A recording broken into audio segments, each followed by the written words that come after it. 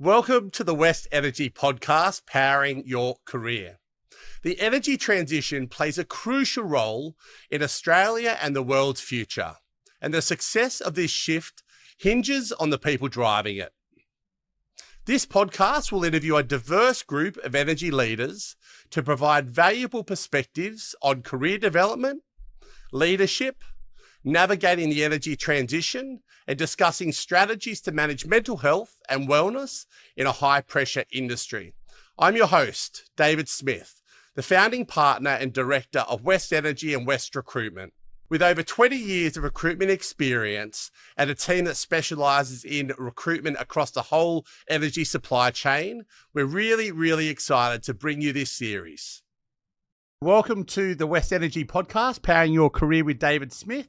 I'm thrilled to have Megan Fisher, CEO and Director of EnergyLab, joining us today. Megan, thank you so much for your time. Oh, thanks, David. It's really good to be on the podcast. I'm particularly excited to have our conversation today, Megan, because EnergyLab plays a critical role in fostering innovation by supporting energy startups. And I think given your position at the forefront of the startup ecosystem here in Australia, it promises to be a fascinating discussion. So I'm really looking forward to it. Before we go on, I also wanted to say a big congratulations on being named one of Australia's top 100 energy players. That must have been a lovely recognition to receive. It was wonderful. It was really exciting for myself and for the team because it's really a recognition of the work that EnergyLab does. This year I was in the photo shoot, which means that my whole entire face was in the magazine, which was a little bit different, but it's great recognition, and to be amongst those 100 people was awesome. Yeah. Although I must say it's the third time I've been in that list, which we're very proud of here. Yeah, absolutely. So to kick things off, can you tell our listeners a little bit about yourself? I'm definitely not the engineer type that's come into the energy industry. I've spent a career in product development and innovation across a number of industries, actually, but always really pushing the boundaries and delivering new technologies and new products in large organizations, in smaller organizations. I've been in the telecommunications industry, and it's been this really eclectic career for me, but always product development, innovation. So after my experience in the energy industry, I really moved to nonprofits, and it's just so exciting to be working in this sector, helping Australia, creating, I guess, the businesses of the future in so many ways, or what startups can be. They can be the behemoths of the future driving our economy. Yeah. So excited to unpack that all today. So I've got three quick questions for our audience to get to know you better. So first and foremost, when you're at school, what did you want to be? When I was in primary school, I wanted to be a police officer. Okay. I thought that was going to be pretty good until I found out that you had to carry a gun. And I decided that was not me. So that went out the window. But that was primary school. Getting ready for uni, I was interested in law. And then that really turned into a focus on more economics, which I really enjoyed. And as I used to study the what can you be, what degrees can you study, and what jobs can you get as a result. It used to be in a big, thick book. Yeah. And I found something called marketing, which I'd never heard of before. And it was this blend of economics and strategy and all these really interesting things. So I ended up wanting to do that, which is what I pursued. And my first job ended up being in product management, and haven't looked back. If you could have dinner with anyone, who would it be and why? It would be Mariana Mazzucato, and she's an academic, and she focuses on innovation and economies and how that plays between the private sector and the public sector, and the role that state needs to play in building up economies. She's written lots and lots of books, and the reason I'd want to have dinner with her is to talk about in detail, and she has been in Australia before, is to talk about how we can be that renewable energy superpower. What's it going to take? What structures need to be put in place to allow Australia to become that? How all the different entities need to work together to help us create that. And third, what's one thing most people don't know about you? The one thing that people mostly don't know about me is I like cricket. And when they find that out, that's quite an odd thing. It's like, you like cricket? So over the holiday break, I spent quite a lot of days in my pajamas watching the Test cricket, Australia versus India, which was awesome. What a series. It was so good. I was so glad that I had that time down to sit there and watch it. No, I'm going to say if all series were that good, I would be a cricket tragic as well. But it was good to get the win. So you mentioned earlier, so you studied marketing before taking on a few roles, as you said, in a mix of product sales and marketing. What did your time in these areas add to your skill set and your overall career? Yeah, they all added different things. OSE was a smaller organization, so 100 to 200 people. They were owned by a Dutch company. They were an international organization. And the thing I loved about them is they were small enough to get involved in everything. So as a job, I could connect with everyone, know what all of the different departments did. There was this amazing leader there that was the business unit manager of the area I was in of marketing, Grant Foster. And he used to teach MBA, actually passed away a few years ago. But I used to have quite a lot of access to him. And we just used to talk about strategy, and he'd be talking about strategy in the organization. And it just made sure that I was really looking at everything with that strategic lens and looking at things holistically, which I think has set me up for so many jobs since. But the other thing I loved about that company was there was nothing that was out of scope. So I did everything from going out to the back shed and getting brochures out of the warehouse with the spiders and the dust to painting our office when we moved office. So it was just a bit of everything. And I think never being too precious is so important. So I've definitely kept that with me. Ericsson was fascinating. So telecommunications in the middle of deregulation of telecommunications. So there were a whole lot of new telcos popping up, new business models popping up. That was back in the day where there were free internet providers as long as you watched their ads. There was so much going on back then. SMS was really just getting going. Back then I studied and learnt, how would you put a telecommunications network together? What are all the different boxes that you'd need to make it happen, which was really interesting. And then Census was quite a big organisation. They don't exist anymore, actually. But back when I joined, they were enormous. Actually, when I managed the Yellow Pages print portfolio. Yellow Pages? Yellow Pages print portfolio. It was $1 billion product. It was unbelievable. But what I liked about that organisation was it was in the product development space. It was all about big changes, working with thousands of salespeople and all of the back admin people. So you really had to understand deeply how something worked to be able to figure out how to create change. All of those things just really built up into how things actually happen in organizations. So a really great base level skill set to have over a few years. What inspired your transition into the energy sector with AusNet? And what did you learn from working once again with such a large energy delivery service provider that has been valuable in your role now at EnergyLab? When I left Census, I'd just finished a really big transformation for them. I'd been there a long time and it was really very much time to leave. But I'd loved that journey. When I started in Census in media, Google really wasn't a thing. And by the time I left, it more than was. So I was reading a book by Eric Schmidt, who was one of the product people at Google, called How Google Works.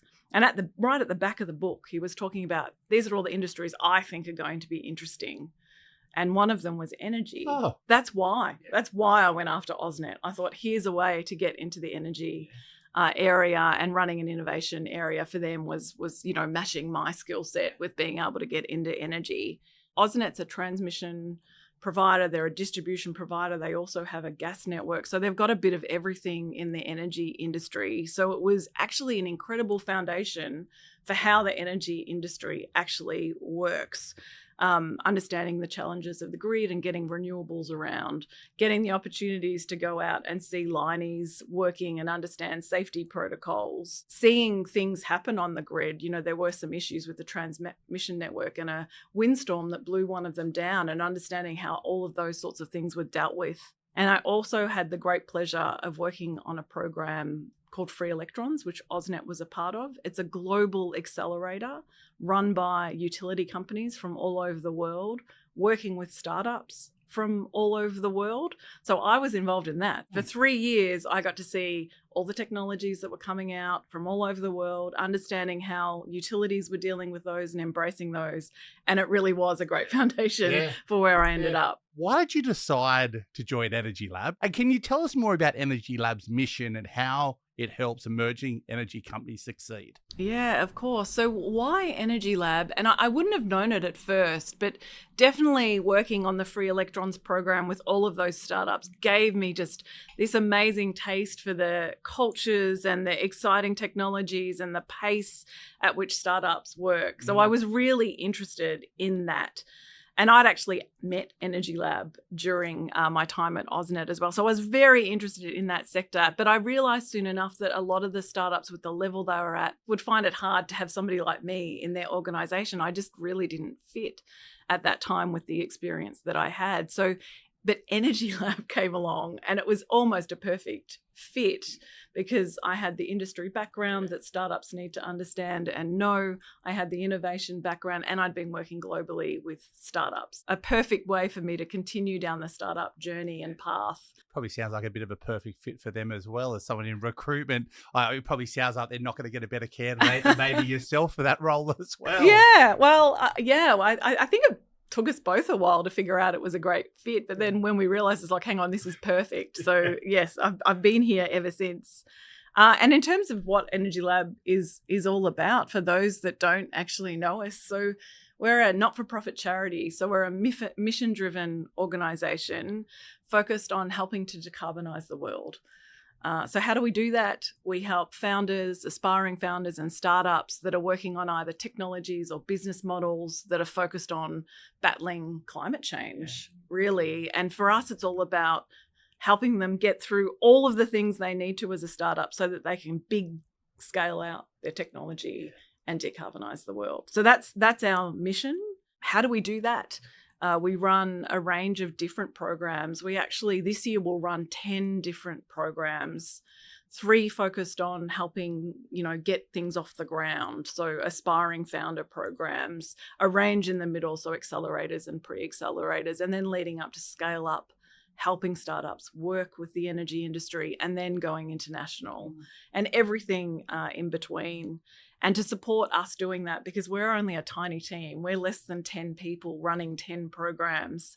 We have a range of amazing experts in the energy industry and in startups. So we have 440 mentors. We run an angel network because getting early stage funding into startups is so important. So we have over 200 angels on our angel platform to really help connect with that early stage funding. We now have over 250 startup alumni, 150 aspiring founder alumni, relationships with venture capital firms and family offices in industry. So us little 10 people work with this really big network to actually help make what we do happen and provide the support the startups need. So what advantage do startups have in terms of agility and innovation that traditional energy organizations might struggle with or potentially learn from, in your experience? Startups and large companies can learn from one another. It's not just a one-way street in any way at all. There are advantages and disadvantages on both sides. But for energy companies, being connected into the startup ecosystem and the innovation ecosystem can help them get a really good understanding of what's coming towards them from a disruption perspective or an opportunity perspective. What technologies, what business models are being developed in that innovation sector that they need to be aware of, that they need to plan for, or that they can embrace, that they can actually use to go after a particular revenue opportunity or a particular challenge that they're going after. There's also a cultural element there as well. It's been really interesting seeing some of the energy companies we work with just want to adopt and embrace some of those, how to move a little bit faster. What's the culture like? How do we adopt some of those different elements? So that's also important as well. There's lots of challenges, though, in putting those two together, in helping that collaboration happen. It's at all levels. One moves fast, incredibly fast, so they don't run out of cash. The other one moves fairly slow, and particularly in the energy sector, they're very risk adverse, and they have to be. They're doing a really important job. So fast, slow is one thing. One, lots of capital at the disposal. The other one, maybe a couple of months of cash flow. So in so many ways, they're so different, which is where the challenge comes in them working together. So at first, just helping them understand each other is something that we do a little bit of. Yeah. So I usually talk to both of them about different things, about how they can work together. Even with startups, how do you work with a large company? What do you do and what don't you do? But for an energy company to be able to overcome some of those challenges of working with startups, there's probably a few things that they should look at.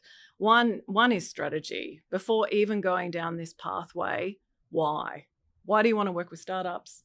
What do you want to work with startups on? Because startups can't do everything for you. There are certain things that you should get from other elements of the innovation ecosystem, whether it be the large players or your own internal people. So really having a defined area where you want to investigate the startups as an opportunity. The next two are more around, the machinations of doing business. So one's legal. Legal contracts are always a problem when you're working with a startup. Whether it be insurance or other requirements in a legal document, you almost need a different type of contract altogether when working with a startup. And the other is procurement processes. They do not work in a large company for startups. So generally the advice I give an organization is to bring those people in your organization into the tent so that they can actually really early on start understanding that a startup's coming through. What do they need to change? What do they need to think about? What's best practice in the area? But yeah, definitely amazing opportunities to go after, but definitely logistical challenges. What does Australia need to do to create a successful startup ecosystem for clean energy and climate? California has been doing a lot around clean energy for many, many, many years. You know, that state government has been dedicated to it. And then they've put the elements in place for the innovation and startup ecosystem. It's incredibly sophisticated what they do over there. I've had the pleasure to talk to one of the people in government that have set up those elements, and it's layer upon layer of well thought out, dedicated strategy happening over a long term. So for us to get where we need to be as an ecosystem, it's not going to happen overnight, but there's a few things that I definitely call out that make for a successful ecosystem. The first is funders and dollars. It's money. So money is always important, and there's a few different buckets of money that we need to think about.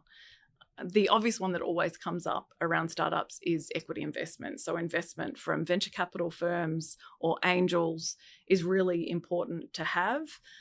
Angels particularly early on, and some of the scale-up funding later is important, and we don't have enough of either of those in Australia. But the other one that's not talked about as much is non-dilutive and preferably non-matched funding. So funding from grants is really important to have available. We've had in Australia a bit of coming and going of various programs that are available around non-dilutive funding. They might be there 1 minute and gone the next, and that is disastrous for the ecosystem. So there'll be a startup relying on the grant to get them to their next level, and then it's gone, or then for some reason it's delayed and nothing happens for 6 months or a year. So are they mostly government grants that are in place, and then there's changes within governments that they're state and federal grants? Most of them. There aren't many council related grants. The other non-dilutive funding, which can be in small amounts, often comes through universities as well. So some of the universities that run startup ecosystems have grants that might be in the magnitude of $20,000 for student startups. So there's little bits there, but there's not layer upon layer of these sorts of grants available, which is really important. The other thing I'd call out on funders is experience. It's not just good enough to have the money to have confidence in investing. You have to understand what it is. And when you look at the energy ecosystem and the technology the startups are developing, it's complex. It's complex. It's in a complex regulatory environment. It's complex technology. It's complex selling cycles. So having that experience of the industry is important for those investors to have too. The next one is buyers. So who's going to buy the technology? So, and buyers can be both government in some instances and industry. And I think there's definitely more that we can do in Australia to encourage both of those groups to buy from early stage businesses in Australia. there can be financial benefits available too, whether it's an R&D type incentive to have them buying from these small companies, because eventually these small companies can be bigger companies, and that really makes economic sense for Australia. The next one is the skills around founders and the people working in startups. And that almost is a network effect. How do you get experienced founders? How do they go through the process and come back with another startup? That's really important. And in some ways, we're there to help when there's a lack of that. So EnergyLab can certainly help a first-time founder to understand what it is they don't know and to meet the people they don't know either. And the last element of a successful system is the right ideas. And not only do they need to be clever, innovative ideas, preferably with some IP around them, they also need to be relevant for this ecosystem. So how do we make sure that some of them are related to the things that we are good at in Australia? And we've seen, which is great, a lot of startups grid focused, which makes lots of sense. With all of the solar we have on our grid has lots of challenges. Therefore, lots of startups have been working on those. So that's a good flywheel to get going, because then they've got buyers in the local market that can be their first purchasers. So just a few things there, but I could definitely talk about that topic of what we need to do to have a better innovation ecosystem all day. From your perspective, what are some of the most promising startups in the energy sector right now? And what do you see as the biggest opportunities for new ventures? There's quite a few, and the ecosystem has been developing. So EnergyLab's been around for 8 years now, and there's definitely some startups that are getting ready, that are going overseas, that are getting bigger investments. So a few of those ones that I think are particularly exciting, Allegro Energy. So they do redox flow batteries and supercapacitors that are very. Newcastle based? They are. They've spun out of Newcastle. Yeah. So Professor Thomas Nahn has come out. Their founder has come out of Newcastle. So they do environmentally friendly batteries effectively, and they've been doing a big project with Origin actually. So they're having lots of success and getting lots of funding wins on the board. The next one is a software startup. So we work with probably more hardware startups than we do software startups, but a great one who's having success globally is Nera. So they do digital twin work. So they've got an incredible software package. Lots of the energy companies in Australia have already adopted this software, and they're having success overseas. Infravision, they're from New South Wales, but they're also in Queensland. So they help string power lines using drones. And you're like, what do we need that for? Well, the fact is, today we do it with helicopters. Super dangerous, and needs more environmental clearance. So they've got a wonderful solution there, which is also more economically efficient. They're having incredible success here in the States.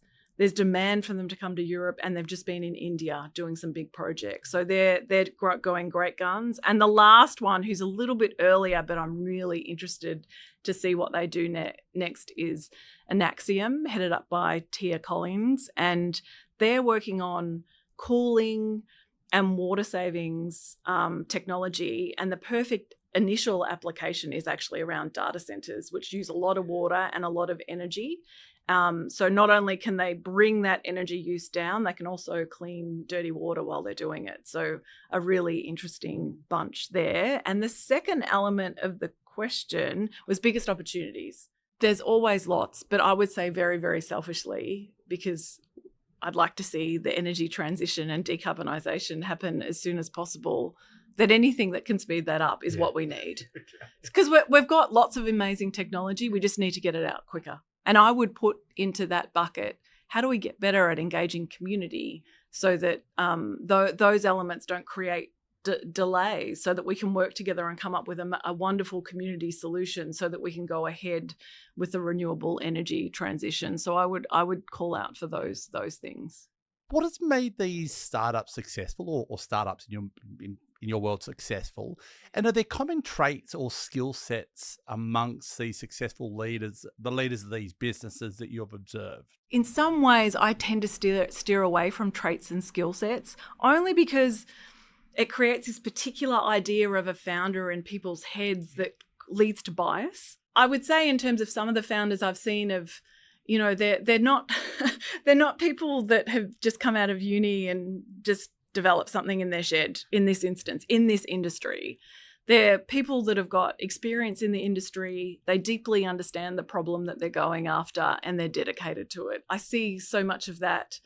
And so many of them are into giving back to each other and helping each other out. There's some awesome people in this ecosystem. So there's probably people listening to this podcast who have great ideas, but might be hesitant to take the leap. What advice would you give them? So firstly, we need more amazing people doing amazing things in this sector. So whether we call it the energy sector, the decarbonisation sector, we need more people with diverse ideas. If you think you've got a thing, investigate that thing.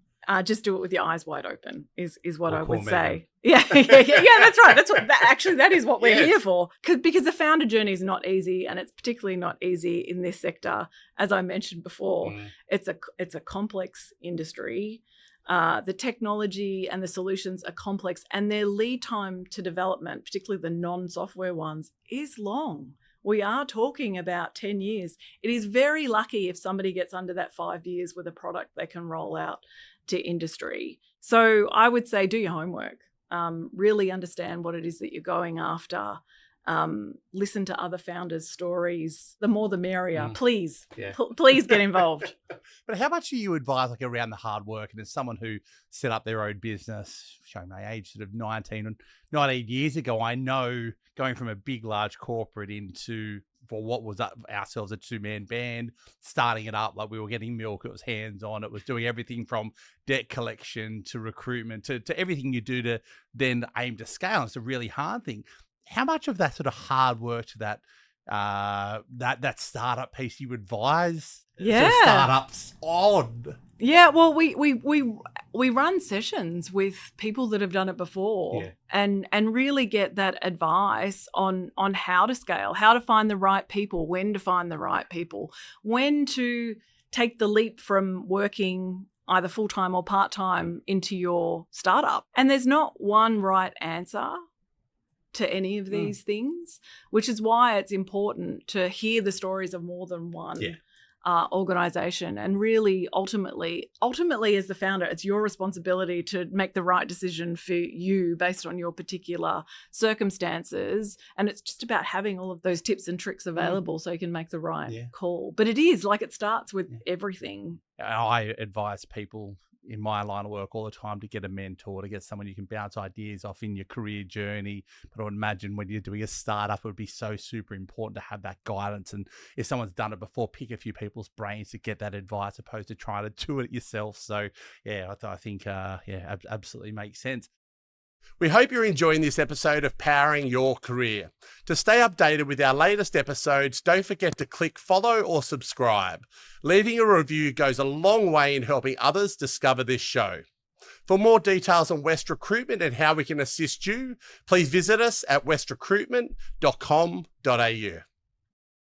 To get back to your own personal career journey, what do you consider to be your best career move? I think I might know the answer to this. And on the flip side, can you maybe share a mistake you made along the way and what you learned from that? I think the biggest thing I did learn about myself is when I had a career break, and I had a couple of them throughout my career, I hated it. That's what I learned. I didn't like what I do is so much part of my life that I really didn't like being in the in-between and not having that thing. From a career moves perspective, really, really happy. Although I must say, when I joined AusNet, I had no idea what I was getting myself into. I truly didn't deeply understand what an energy company was all about. There was a huge learning curve in front of me. What do you personally love about the energy industry, and why should people consider joining it? The thing that I love about it the most is the renewable side. It's what drew me to this sector. It is the fact that it is a chance to, in so many ways, save the world. It's not very often you get a chance to say that, but it's true. I think renewables can totally change so many things for the globe, but also for the economics for households. You think about an electric vehicle, which is the irony in so many ways. The cars that we've had in Australia have mostly so far been expensive. We're only starting to get the cheaper ones in now. The people that can benefit most from having an EV are the people that can at least afford to buy one. So an EV can mean for a household with a lower income that suddenly their fuel bill goes substantially down, as too does their maintenance bill. Those sorts of things are, life-changing for people in terms of freeing up some of the money and the expenditure that they have. So can having solar on the roof in terms of totally dropping their energy bills. This is amazing. So not only renewables, environment, also people, and creating this more equality, I guess, in the energy system. There are so many elements of the energy industry that I think everyone can find something in it for them, whether it's the heavy engineering side, the maintenance side, the amazing people that still work in the distribution networks that go out there on a stormy night and fix things when they break. Like, seriously, that is dangerous work, and they are incredible. And maybe that's your thing. There's all sorts of roles, from accounting to climate risk to fire risk. It's an eclectic industry. So I think you just need to find your thing. And with so many opportunities over the next 5, 10, 15, 20 years, it's only going to keep going. What skills do you think people should be developing to succeed in the evolving energy industry? I saw this really amazing piece of work from Holland IQ. It's called the Green Skills Map. And they've mapped out hundreds of different skills that are needed in the green economy. And most of them are energy related, which is no surprise. So checking that out, I would recommend everybody, number one, check that out, just to see all of the different types of jobs that are available in this industry and figure out how they might get involved. But I think being adaptable to change, given everything that's coming forward, that's it. That is the thing that you need to have. That is the mindset that is required for people in the industry. This is a hard enough change as it is for organisations without having, people on the ground that can't evolve and change and adapt. So that would be my recommended thing to really dive into. So the energy transition is crucial for Australia's future. What does Australia's energy industry need to get right? And what should we avoid to ensure a successful transition? This industry can be Australia's next big economic thing. We can be a renewable energy superpower. It can be the thing that replaces the older industries, whether it be coal and gas and the things that over time will be used less. That's what we need to get right. We can be, but should be. We should be. Yeah, we should absolutely. be. We should. We have every opportunity. In so many ways, the fossil fuels were the energy. They are the energy ecosystem. In so many ways, we are an energy superpower. We just need to become a renewable energy superpower, and we have every right to be. We have the critical minerals that are needed. We have abundant solar and wind resources and land. We have the skill sets available here. We need, though, to properly create the industries and the jobs of the future and the companies of the future to make sure that we can not only use that for ourselves but export it to the world. That's what we need to get right. In terms of avoiding, I know I mentioned the equality issue. I think we have to avoid that. So we have to avoid leaving people behind in the energy transition. We have to avoid leaving people behind who can best benefit from this technology. They need to get access to it, and we need the business models and the technologies available and the right sorts of financing arrangements so that they can get that. And then the other thing we have to avoid is some of what's happening in communities in terms of just creating this divide between the industry and the people that live in those communities. We need to do better than what we have in that sector.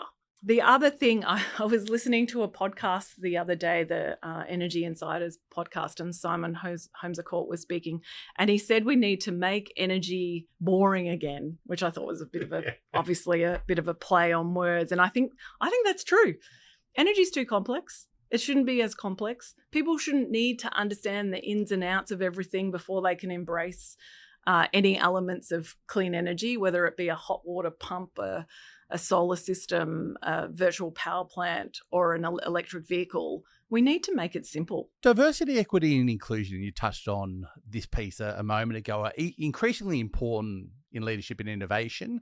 Why is DE&I so important to you, and how does it shape both EnergyLab and the broader energy industry? Fundamentally for me, as an innovator, diversity of thought and therefore of background of where those ideas come from, it's the heart of innovation. If you want to be able to innovate, you need to and formulate ideas and test ideas. You need to have that embedded in the way that you go about it. So as me, that's always been true. For EnergyLab, it was the early days of EnergyLab. Before my time, the founders realized there weren't enough women coming through the startup programs. So they launched something that we still run today called our Women in Climate and Energy Fellowship to help women launch a startup. We've had over 115 women go through that program so far. With some success. Is the job done? No. Yeah.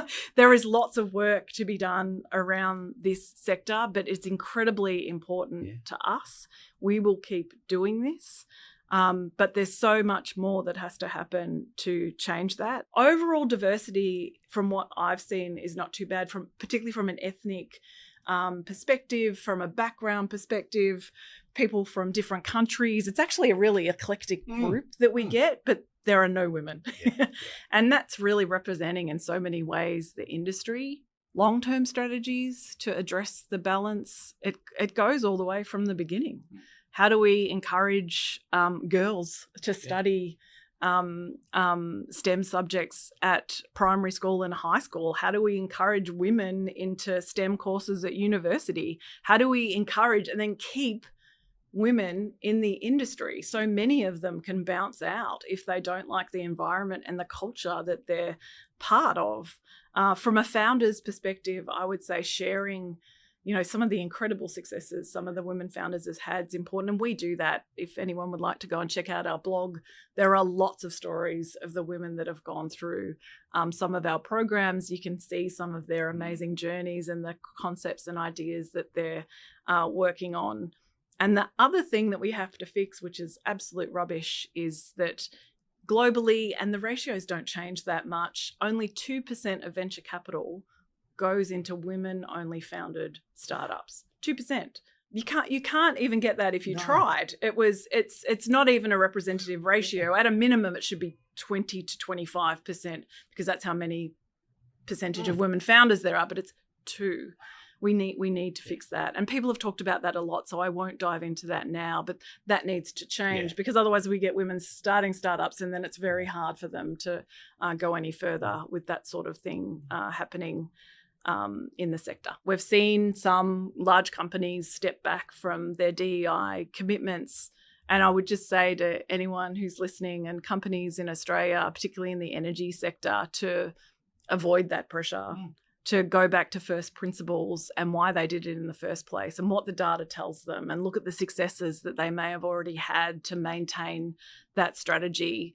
Because I think you'll reap the rewards in the future, because you'll look great compared to some of the other companies that may abandon these people in the future. Mental health and wellness are topics that I'm really passionate about and obviously keen to discuss in this podcast. How do you manage your mental health and well-being amongst the pressures of leadership? And is there any techniques or practices that help you maintain a balance? I'd love to say, I've got all this under control and these are the 10 things I do. That's not the case. When I started at EnergyLab, there was a whole lot of work that needed to be done to set us up for the future. And it was really exciting work, but it took 2 years of heavy lift to get us to where we needed to be. So for 2 years, because this is the challenge. When you love something so much, you just, you dive all the way in. So night times, weekends, everything, I worked to get us to where we need to be, along with members of the team, of course. And then when that was sort of done, it was probably lucky because I was nearly at burnout stage. I was exhausted. I'd gotten to the habit of working late. I've gotten to the habit of setting up times on the weekend where I work. So it was just about winding back that habit and getting saying no and saying, no, it's okay if I don't do that today. It actually can wait for a few days, or it can wait until next week. But for me, the things that I do, apart from trying to make sure there's work-life balance, is I like to go for a walk. And when I'm walking, I like to either listen to music or listen to any of the various energy-related podcasts. I know that sounds odd that I keep work when I'm relaxing, but I actually like in doing that. I find it really, really interesting. When I'm in the car by myself, not with my family because they'd cry, I sing very loudly. I love that, singing at the top of my voice, just music. Favorite artist? I just listen to everyone. I was listening to David Bowie the other day. I don't know why. I just felt like it. I was doing a big collection of David Bowie, and I really, really loved his music and how talented he was as an artist and how eclectic he was with all that. Anyway, so not particularly, almost anyone, really. And I like to laugh a bit, and so does my team. Like, I think you have to find the funny. Pressure, the stress, the expectations of everyone trying to juggle everything just seems heightened more so this year. I don't know if you're the same. I know personally with myself, it's very much that way. And I think the biggest thing I'm doing at the moment, I'm seeing a coach, and it's learning to say no to things. Yes. One of my big things last year was saying yes to everything. And yes, it led to having a whole lot of fun, but it doesn't help in terms of a balance, and just being able to sort of work on saying no to things to get a better balance in life has been really helpful for myself. But I think at the start of this year, it just seems like everyone is just under so much pressure, and the year's ramped up so quickly, both from a work and a home and an overall perspective. Megan, thanks again for your time and sharing your knowledge. Thanks, David. Cheers. Thanks for listening to this episode of Powering Your Career with David Smith. Join me next time as we talk to energy leaders to provide you valuable perspectives on career development, leadership, navigating the energy transition, and strategies for managing mental health and wellness in a high-pressure industry. If you are enjoying this series, please click follow or subscribe for further episodes. And leaving a review or a comment helps others find this podcast. Also, if our team can assist you with any recruitment requirements, or you are keen to discuss your career journey, please reach out to West Energy or West Recruitment at westrecruitment.com.au. Thanks.